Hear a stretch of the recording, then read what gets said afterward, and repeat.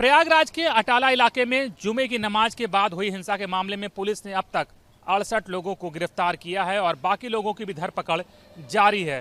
सैकड़ों अज्ञात लोगों की तलाश है पुलिस को इस हिंसा के मामले में। कल जुमे की नमाज के बाद अचानक से भीड़ गलियों के से बाहर आ गई और पुलिस पर पथराव करने लगी और उस वक्त हालात जो है वो नियंत्रण से बाहर हो गए। हालांकि बाद में पुलिस ने बल प्रयोग करके हालात को अपने नियंत्रण में लिया, लेकिन इलाके में अभी भी तनावपूर्ण शांति बनी हुई है।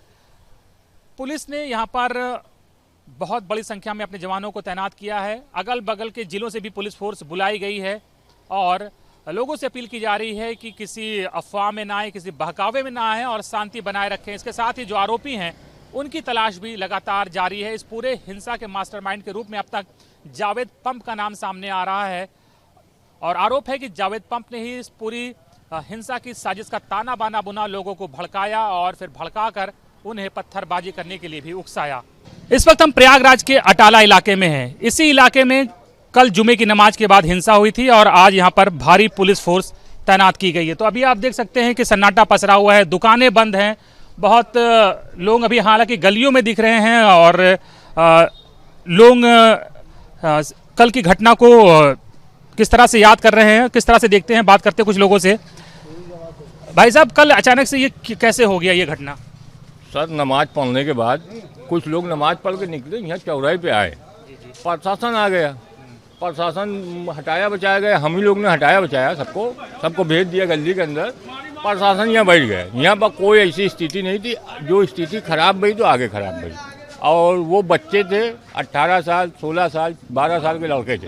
क्या आप लोगों को कुछ ऐसा इल्म था, आभास था कि इस तरह की घटना आज हो सकती है, जैसे तनाव बना हुआ था पूरे देश में? भाई, जुम्मे का दिन था, नमाज सबको पढ़ना है, नमाज पढ़ के निकले, कोई ऐसी वही कंडीशन ही नहीं थी। अब जो भी थे यहाँ भी जो आए हैं बाहरी लोग थे, इधर भी यहाँ का लोकल नहीं था, यहाँ का कोई नहीं था। भाई मस्जिद है, हम लोग आप कह रहे हैं बाहरी थे, तो आप लोगों ने उनको पूछा नहीं आप लोग कौन है, कहाँ से आए, क्यों आए हैं? लोगों ने असली बात, तादाद जब ज्यादा होती है तो किससे पूछेंगे हम? आप कह रहे हैं कई लोग बाहरी थे, उसमें कुछ चेहरे दिखे होंगे, बाहरी चेहरे दिखे होंगे। जो भी चेहरे हैं मोबाइल पे हैं, मोबाइल वीडियो बनी हुई है चेहरे। एक बार आप लोगों को पूछना चाहिए भाई आप लोग किस वजह से यहाँ पे आए हैं? सिर्फ हटाने की कोशिश कर रहे थे मजमे को, पूछने का वक्त नहीं था। सिर्फ मजमे को हटाया हम लोगों ने, मजमे को गली के अंदर नहीं। तो ये जो 10,000 आप कह रहे हैं, ये सब 10,000 बाहरी लोग थे? ये सब बाहरी थे। यहाँ आप देख लीजिए, इस एरिया में कुछ हुआ है, इधर 10,000 लोग बाहर से आ गए। कहाँ से आए हम लोग को खुद नहीं मालूम। अब हम लोग नहीं भाई साहब, ये बात तो कैसे हम मानी जा सकती है कि 10,000 आदमी बाहर से आ जाए और 10,000 आदमी यहाँ भी तो नहीं है। आप कह सकते हैं कि यहाँ 10,000 आदमी मोहल्ले में है। मोहल्ले के अगर आदमी सपोर्ट न करते कि अगर कोई संदिग्ध आता है आपके इलाके में तो जिम्मेदारी बनती है कि आप उसको आइडेंटिफाई करें, उससे पूछे कि भाई आप क्यों हैं इस एरिया में, क्यों? कितने संदिग्धों से पूछेंगे भाई? कोई कह रहा है कि हम अपने फलाने काम से आए, कोई अपने फलाने काम। ये जो है हुजूर पाक सल्लल्लाहु अलैहि वसल्लम के जब गुस्ताखी किया गया है तो ये तो सरकार को चाहिए था कि सबसे पहले उसको अरेस्ट करता, जिसने कहा ये जुमला, उसको अरेस्ट किया नहीं। लेकिन हिंसा किसी चीज का, हिंसा तो बात सही है, आपको हिंसा कैसे भड़कती है? तो कोई आदमी गलत करेगा, एक कम्युनिटी को जो है आप वो कर रहे हैं, डिमोलाइज कर रहे हैं, तो ये गलत सी चीज़ है ना। ये उसको अगर अरेस्ट कर लेते तो ये नौबत ना आती। भाई हर आदमी के दिल में धर्म का प्रेम होता है, जैसे हिंदुओं में होता है वैसे मुसलमान में होता है, वैसे क्रिश्चियन में होता है, वैसे सरदारों में होता है। तो ये तो फ्रॉम द बिगनिंग जो है सरकार की जो है वो है गलती है। बिल्कुल। तो लेकिन हिंसा को तो जस्टिफाई नहीं किया जा सकता ना सर। हिंसा किस तरह की हिंसा हुई?